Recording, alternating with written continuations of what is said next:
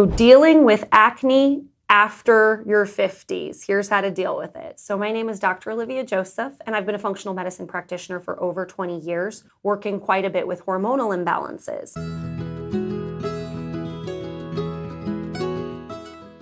Now, acne is something that you expect to go away in your older years, or if you're a female, when you're postmenopausal, but sometimes that's when we see skin flare-ups, more often in women than in men. And the reason behind that usually is not high testosterone. I highly recommend, if you are a postmenopausal female, having your testosterone levels checked, because testosterone turns into estrogen, but you also need that testosterone for bone density, muscle function, and to prevent cognitive decline. So we need to make sure you have healthy testosterone levels, but it's rare that in a female over 50 or in somebody in their 50s that your testosterone levels are too high. Usually if something is too high causing acne, it's gonna be a hormone called DHEA, which DHEA is an androgenic hormone. And if you're androgen dominant, you're gonna see more acne, cystic acne. Sometimes it'll end up on your chest, end up on your back, and there are things that you can do for that. One of my favorite things to do to help with hormone conjugation is start with a detox. Do a detox, it will improve how your body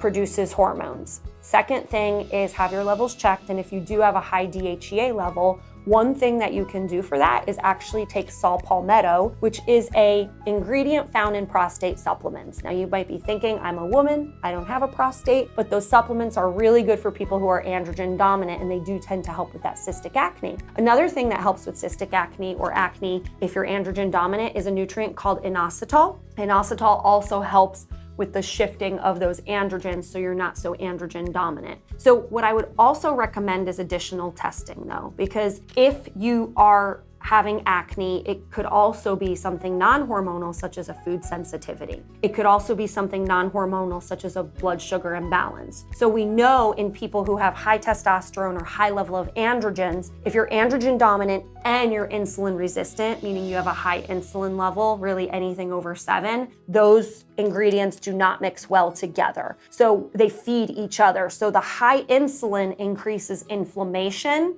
and then you've got the high androgens and you have a lot of breakouts that are really driven by inflammation because there's a blood sugar imbalance really at the root cause of it. Another hormone I recommend having checked is progesterone. And yes, your ovaries do shut down from producing progesterone when you go through menopause. But at the end of the day, it's that progesterone-testosterone ratio along with the androgens that's showing you the big hormonal picture as to what's causing you to break out. So if you are androgen dominant, I would recommend some additional testing. And if you're having breakouts in your 50s and you're postmenopausal, you're highly likely to be androgen dominant. But if you're androgen dominant, it's not a matter of just checking your DHEA. Really, it's a matter of getting all your hormones checked because you're having these breakouts because of a hormonal imbalance. But it's also important we look at other things other than just hormones. Inflammation, blood sugar, possibly food sensitivities, possibly look into things like detoxification. So I hope that information helped you. And if a light bulb went off and you're like,